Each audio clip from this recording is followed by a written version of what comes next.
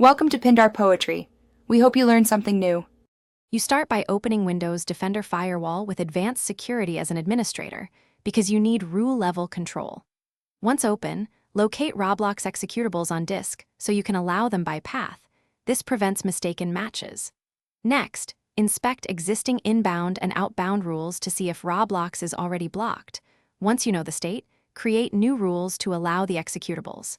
This first step ensures you're changing the firewall correctly and prevents repeating work later. Now add the detailed rules.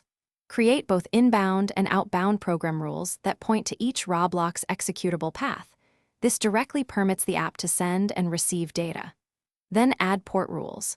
Allow TCP 80 and 443 for web services and UDP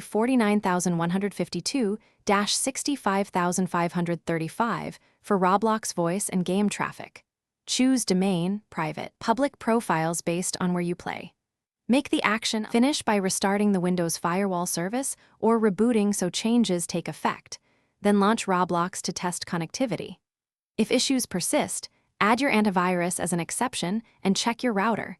Enable UPnP or forward the UDP range and TCP ports you allowed. Make sure your network profile matches the firewall rule profiles.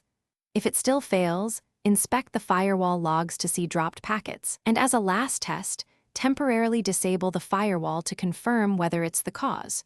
Re-enable it immediately afterward.